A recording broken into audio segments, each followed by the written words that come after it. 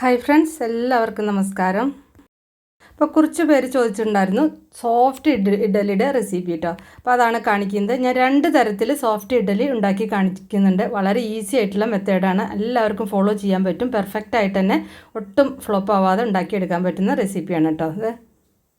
അപ്പോൾ ഈ 2 മെത്തേഡിൽ നിങ്ങൾക്ക് ഏതാണ് ഏറ്റവും ഈസി ആയിട്ട് തോന്നുന്നത് ആ ഒരു മെത്തേഡ് നിങ്ങൾക്ക് ഫോളോ ചെയ്യാവുന്നതാണ് കേട്ടോ. രണ്ടായാലും നല്ല കറക്റ്റായിട്ട് തന്നെ കിട്ടും. ഞാനിത് മിക്സിയിലാണ് ഉണ്ടാക്കി കാണിക്കുന്നത്. അപ്പോൾ എല്ലാവർക്കും ഈസി ആയിട്ട് ഫോളോ ചെയ്യാൻ പറ്റുന്ന റെസിപ്പീസാണ്. അപ്പോൾ നിങ്ങൾ വീഡിയോ ഇഷ്ടമായാൽ ഒന്ന് ഷെയർ ചെയ്യണേ. അതുപോലെ തന്നെ നമ്മുടെ ചാനൽ സബ്സ്ക്രൈബ് ചെയ്യാനും ഫോളോ ചെയ്യാനൊന്നും മറക്കണ്ട കേട്ടോ. അപ്പോൾ 2 കപ്പ് പച്ചരിയാണ് എടുത്തിരിക്കുന്നത്. 2 കപ്പ് പച്ചരി ഒരു 3-4 മണിക്കൂർ, ഒരു 4 മണിക്കൂർ കുതിർത്തി വെച്ചതാണ് കേട്ടത്. നന്നായിട്ട് കഴുകിയിട്ട് കുതിർത്തി വെച്ചതാണ്. ഇപ്പോൾ നന്നായിട്ട് കുതിർന്ന അരിയാണിത്. ഇനി ഇതിലത്തെ വെള്ളം ഊറ്റിക്കളയണം കേട്ടോ. ഇപ്പോൾ 2 കപ്പ് പച്ചരി 250 ml കപ്പ്. പിന്നെ ഉഴുന്നാണ് 2 കപ്പ് അരിക്ക് ഞാൻ 3/4 കപ്പ് ഇങ്ങനെ നിറച്ചു കേട്ടോ. 3/4 കപ്പ് നിറച്ചും ഉഴുന്നെടുത്തിട്ടുണ്ട്. ഞാനിപ്പോൾ മുഴുവനായിട്ടുള്ള ഉഴുന്നാണ്, സ്പ്ലിറ്റ് ആയിട്ടുള്ള പുളിയായിട്ടുള്ള ഉഴുന്നല്ല എടുത്തിരിക്കുന്നത്. സ്പ്ലിറ്റ് ആയിട്ട് ഉഴുന്നിനേക്കാൾ കൂടി പെരുപ്പം കിട്ടും ഇങ്ങനെ മുഴുവനായിട്ടുള്ള ഉഴുന്നാണെങ്കിൽ. സ്പ്ലിറ്റ് ആയിട്ടുള്ള ഉഴുന്നും നിങ്ങൾക്ക് എടുക്കാം. ഇതിപ്പോൾ 3/4 കപ്പിന് പകരം നിങ്ങൾക്ക് 1 കപ്പ് വേണമെങ്കിൽ 1 കപ്പ് എടുക്കാം. ഞാനിപ്പോൾ 3/4 കപ്പ് നിറച്ചുമാണ് എടുത്തിരിക്കുന്നത്.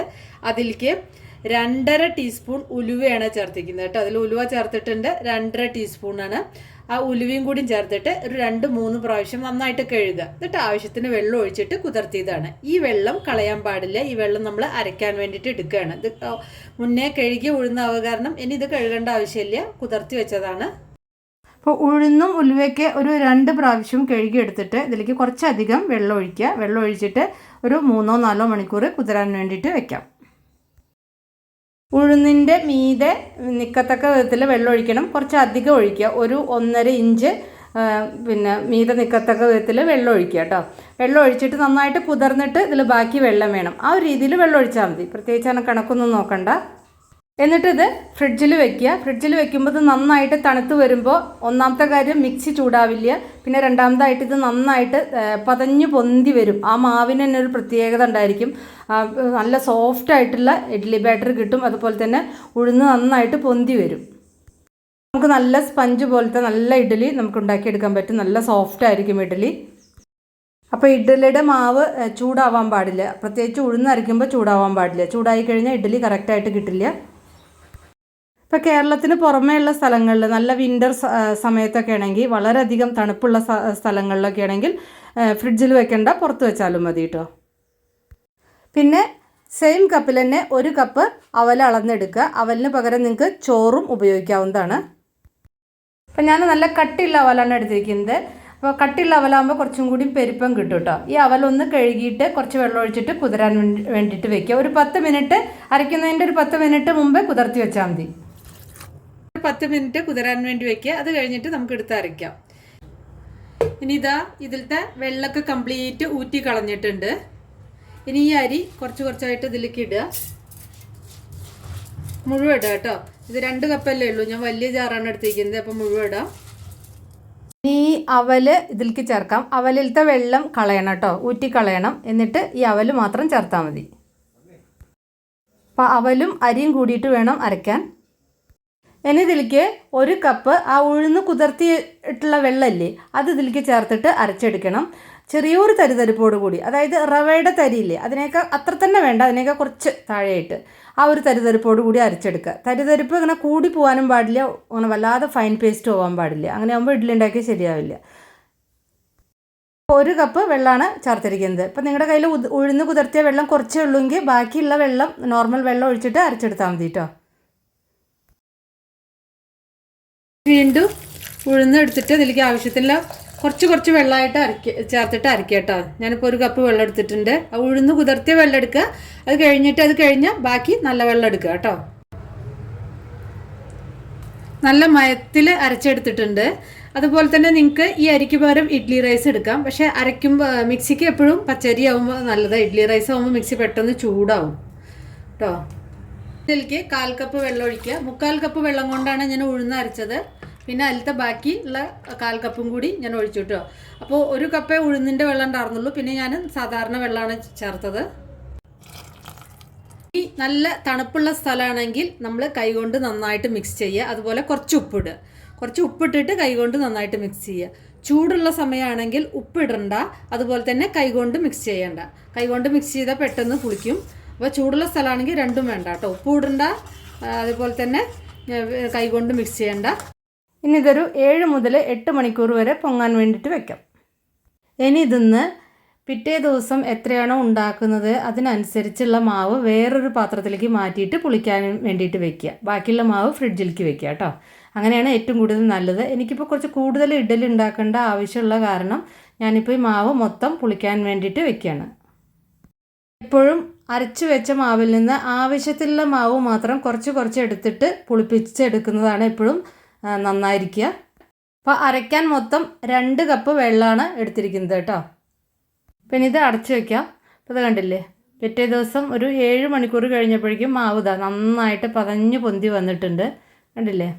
ഈ മാവ് അങ്ങനെ വല്ലാതെ കട്ടി തോന്നുകയാണെങ്കിൽ കുറച്ചുകൂടി വെള്ളം ഒഴിച്ച് കൊടുത്തോളൂ കേട്ടോ. കാരണം കട്ടി കൂടുതലായാലും ഇഡ്ഡലി സോഫ്റ്റായി കിട്ടില്ല. അപ്പം മാവ് ഇങ്ങനെ ഒരു വല്ലാതെ കട്ടിയാവരുത്, വല്ലാതെ ലൂസും ആവരുത്. ആ ഒരു പാകത്തിനായിരിക്കണം. ഇനി ഇതിലേക്ക് പാകത്തിന് ഉപ്പൊക്കെ ചേർക്കുക. അപ്പോൾ 8 മണിക്കൂറായിട്ടും മാവ് പുളിച്ചു വന്നിട്ടില്ലെങ്കിൽ കുറച്ചൊരു ചെറുതായിട്ട് ചൂടുള്ള സ്ഥലത്ത് വെച്ചാൽ മതി. അപ്പോൾ പുളിച്ചു വന്നോളൂ കേട്ടോ. എപ്പോഴും മീതുള്ള മാവായിരിക്കും, ആദ്യം എടുക്കുന്ന മാവായിരിക്കും സോഫ്റ്റ് ഇഡ്ഡലി ഉണ്ടാക്കാൻ പറ്റുക കേട്ടോ. അതിന് ശേഷം ബാക്കി വരുന്ന മാവാണ് ശരിക്കും ദോശയ്ക്ക് നന്നായിരിക്കുക. ഇഡ്ഡലി തട്ടിൽ നല്ലെണ്ണ അല്ലെങ്കിൽ വെളിച്ചെണ്ണ പുരട്ടിയിട്ട് മാവ് ഒരു 1/4 ഭാഗം ഒഴിച്ചാൽ മതി, നിറച്ചൊഴിക്കരുത് കേട്ടോ.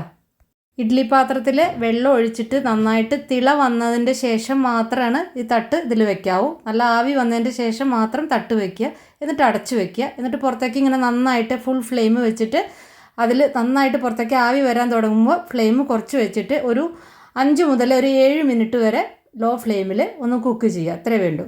അപ്പോൾ അതായിരിക്കണം. കുറച്ച് വെള്ളം തളിക്കുക കേട്ടോ, എന്നാൽ പെട്ടെന്ന് അങ്ങനെ ഇളകിപ്പോരും. പിന്നെ വേറൊരു ടിപ്പും കൂടിയും പറയാം. നമ്മൾ ഇഡ്ഡലി മാവ് മുഴുവനായിട്ട് പുളിപ്പിക്കുകയാണെങ്കിൽ ആ മാവ് പകുതിയാക്കുക. എന്നിട്ട് 2 പാത്രത്തിലാക്കി എടുക്കുക. അങ്ങനെ ആകുമ്പോൾ 2 ദിവസവും നമുക്ക് ഫ്രഷ് ആയിട്ടുള്ള നല്ല സോഫ്റ്റ് ഇഡ്ഡലി ഉണ്ടാക്കിയെടുക്കാൻ പറ്റും കേട്ടോ. അപ്പോൾ അതാ ഇഡ്ഡലിയൊക്കെ റെഡിയായി. അപ്പം ഞാൻ കാണിച്ചു തരാം കേട്ടോ. എത്ര സോഫ്റ്റായിട്ടാണ് ഇഡ്ഡലി ഇരിക്കുന്നതെന്ന്. അത്ര നല്ല പഞ്ഞി പോലത്തെ ഇഡ്ഡലിയാണ്. കണ്ടില്ലേ? അപ്പം ഇനി നമുക്ക് അടുത്ത റെസിപ്പി നോക്കാം. അപ്പോൾ അടുത്തതായിട്ട് സാബുദാന ചേർത്തിട്ടുള്ള സോഫ്റ്റായിട്ടുള്ള ഇഡ്ഡലിയാണ് ഉണ്ടാക്കി കാണിക്കുന്നത് കേട്ടോ. അപ്പോൾ അതിന് വേണ്ടിയിട്ട് 2 കപ്പ് പച്ചരിയാണ് എടുത്തിരിക്കുന്നത്.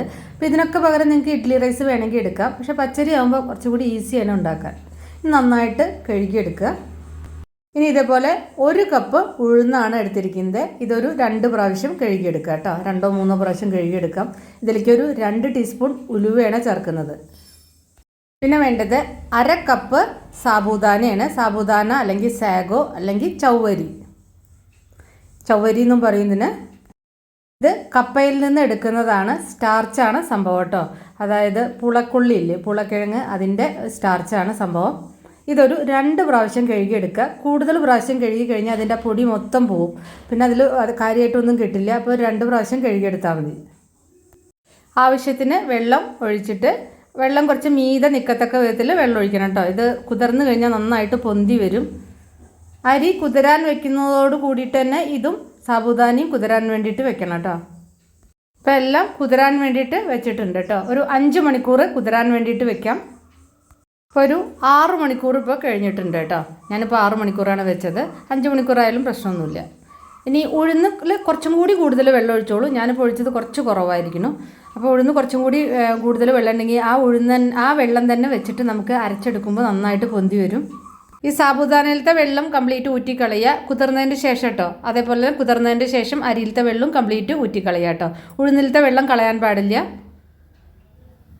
ഞാൻ ആദ്യത്തെ റെസിപ്പിയിൽ പറഞ്ഞ പോലെ തന്നെ ഉഴുന്ന് നമ്മൾ കുതിരാൻ വേണ്ടി വെക്കുമ്പോൾ വെള്ളം ഒഴിച്ചിട്ട് ഫ്രിഡ്ജിൽ തന്നെ വെക്കുക. അപ്പോൾ തണുത്ത് കഴിഞ്ഞാൽ ഉഴുന്ന് ചൂടാവില്ല അരച്ചെടുക്കുമ്പോൾ. അതുപോലെ തന്നെ ഉഴുന്ന് നന്നായിട്ട് പൊന്തി വരും ചെയ്യും.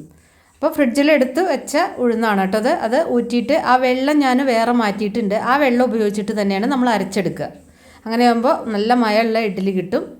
ആദ്യം 1/2 കപ്പ് 1/4 കപ്പ് വെള്ളം ഞാൻ ഒഴിച്ചിട്ടുണ്ട്. എന്നിട്ട് നല്ല ഫൈനായിട്ട് അരച്ചെടുക്കുക. തരിയൊന്നും വേണ്ട. കുറച്ച് വെള്ളം ചേർത്തിട്ട് നിർത്തിയിട്ട് ഉഴുന്ന് അരച്ചെടുക്കുന്നതാണ് കൂടുതൽ നല്ലത് കേട്ടോ. അങ്ങനെയാകുമ്പോൾ നല്ല ഫ്ലഫി ആയിട്ട് മാവ് നല്ല ഇങ്ങനെ ചൂടാവാതെ കിട്ടും. പിന്നെ ഇതിലേക്ക് അരി ഇടാം. ഞാനിപ്പോൾ വലിയ ജാറാണ് ഉപയോഗിക്കുന്നത്. അത് കാരണം എല്ലാം ഓരോ പ്രാവശ്യം ഇടുമ്പോൾ തന്നെ എനിക്ക് അരച്ചെടുക്കാൻ പറ്റുന്നുണ്ട്. ചെറുതാണെങ്കിൽ നിങ്ങളെല്ലാം 2 പ്രാവശ്യമായിട്ട് അരച്ചെടുത്തോളൂ കേട്ടോ. സാബുദാനയും അതിലത്തെ വെള്ളം കംപ്ലീറ്റ് ഊറ്റി കളഞ്ഞിട്ട് ഇതിലേക്ക് ചേർക്കുക. ഇനി ഇതിലേക്ക് ഒരു 1/2 കപ്പ് വെള്ളം ചേർത്തിട്ട് അരച്ചെടുക്കുക. വല്ലാതെ ഫൈൻ പേസ്റ്റ് ആക്കരുത്. റവയൊക്കെ കുറച്ച് കുറവുള്ള രീതിയിൽ തരിയായിട്ട് അരച്ചെടുക്കുക കേട്ടോ. റവയുടെ അത്ര തന്നെ വേണ്ട, എന്നാൽ ചെറിയൊരു തരി വേണം. ഇനി അല്ലാതെ അങ്ങനെ ഫൈൻ പേസ്റ്റ് ആക്കരുത്. ഇനി ഇതിലേക്ക് ഒരു 1/2 ടീസ്പൂൺ ഉപ്പ് ചേർത്തിട്ട് കൈകൊണ്ട് നന്നായിട്ട് മിക്സ് ചെയ്ത് വയ്ക്കുക. നല്ല ചൂടുള്ള സമയമാണെങ്കിൽ കൈകൊണ്ട് മിക്സ് ചെയ്യേണ്ട. ഞാൻ ആദ്യം പറഞ്ഞ പോലെ തന്നെ ഉപ്പും പുളിച്ച് വന്നതിൻ്റെ ശേഷം ഉപ്പ് ചേർത്താൽ മതി. ഞാനിപ്പോൾ ഇതിലേക്ക് അരയ്ക്കാൻ വേണ്ടിയിട്ട് ഉഴുന്ന് കുതിർത്തിയ വെള്ളം പ്ലസ് നോർമൽ വാട്ടർ രണ്ടും കൂടിയിട്ട് ഒരു 1.5 കപ്പോളം ഒഴിച്ചിട്ടുണ്ട് കേട്ടോ. എന്നിട്ടാണ് അരച്ചത്. ഇപ്പോൾ അതാ ഒരു 7-8 മണിക്കൂർ കഴിഞ്ഞിട്ടുണ്ട്. മാവ് പാകത്തിനുള്ള പുളിയേ ഉള്ളൂ. പൊളിച്ച് നന്നായിട്ട് പൊന്തി വന്നിട്ടുണ്ട്. മാവ് നന്നായിട്ട് പൊളിച്ച് പൊന്തി വന്നാൽ മാത്രമേ നല്ല ഇഡ്ഡലി കിട്ടുള്ളൂ. ദോശ നമുക്കിപ്പോൾ പുളിച്ച് പൊന്തി വന്നിട്ടില്ലെങ്കിൽ ദോശ ഉണ്ടാക്കാൻ പറ്റും. ഇവിടെ ഇഡ്ഡലിയുടെ മാവ് നന്നായിട്ട് പൊന്തി വന്ന് നല്ല ഫ്ലഫി ആയിട്ട് നല്ല ഇതായിട്ടുള്ള മാവായി മാത്രമേ നമുക്ക് നല്ല ഇഡ്ഡലി കിട്ടുള്ളൂ. അപ്പോൾ നന്നായി പുളിച്ച് പൊന്തി വരണം കേട്ടോ. ഇഡ്ഡലി നല്ല ഇഡ്ഡലി കിട്ടണമെങ്കിൽ ആവശ്യത്തിന് ഉപ്പൊക്കെ ചേർത്തിട്ട് മിക്സ് ചെയ്യുക നന്നായിട്ട്. ബാറ്ററിൻ്റെ ഒരു കൺസിസ്റ്റൻസി ഞാൻ കാണിച്ചു തരാം. ഇത്രയും ഒരു കട്ടിയാണ് പാടുള്ളൂ. ഇതിൽ കൂടുതൽ കട്ടിയായി കഴിഞ്ഞാൽ ഇഡ്ഡലി നല്ല ബലം വരും. അപ്പോൾ അങ്ങനെ പാടില്ല.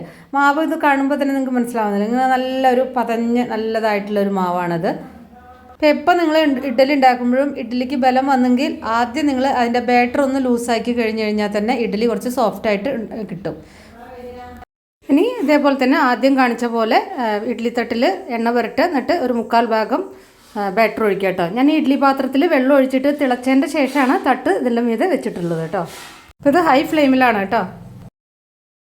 ഇനി അടച്ചിട്ട് ഹൈ ഫ്ലെയിമിൽ നന്നായിട്ട് പുറത്തേക്ക് ആവി വന്നതിൻ്റെ ശേഷം ലോ ഫ്ലെയിമിൽ ഒരു 7 മിനിറ്റ് വേവിച്ചാൽ മതി. ഇഡ്ഡലിയൊക്കെ റെഡി ആയിരിക്കണം. കുറച്ച് വെള്ളം തളിക്കുക. നല്ല സോഫ്റ്റായിട്ടുള്ള പഞ്ഞി പോലത്തെ ഇഡ്ഡലിയാണ് കേട്ടോ. അത് പെർഫെക്റ്റായിട്ട് തന്നെ കിട്ടിയിട്ടുണ്ട്. നമുക്ക് കണ്ടു കഴിഞ്ഞാൽ തന്നെ അറിയും. കണ്ടില്ലേ, ഇതിങ്ങനെ പിടിച്ച് കഴിഞ്ഞാൽ കണ്ടില്ലേ എത്ര സോഫ്റ്റാണെന്ന് നോക്കൂ. അപ്പോൾ നിങ്ങൾക്ക് ഈ 2 മെത്തേഡിൽ ഏതെങ്കിലും ഒന്ന് ട്രൈ ചെയ്ത് നോക്കിക്കഴിഞ്ഞാൽ നിങ്ങൾക്ക് സോഫ്റ്റായിട്ടുള്ള നല്ല പഞ്ഞി പോലത്തെ ഇഡ്ഡലി ഉണ്ടാക്കിയെടുക്കാൻ പറ്റും. വളരെ ഈസി ആയിട്ടുള്ള 2 മെത്തേഡാണ് ഞാൻ കാണിച്ചത്. വീഡിയോ ഇഷ്ടപ്പെട്ടാൽ ഒന്ന് ഷെയർ ചെയ്യണേ. അപ്പോൾ നമുക്ക് വേറെ ഈസി റെസിപ്പി വീണ്ടും കാണാം. താങ്ക്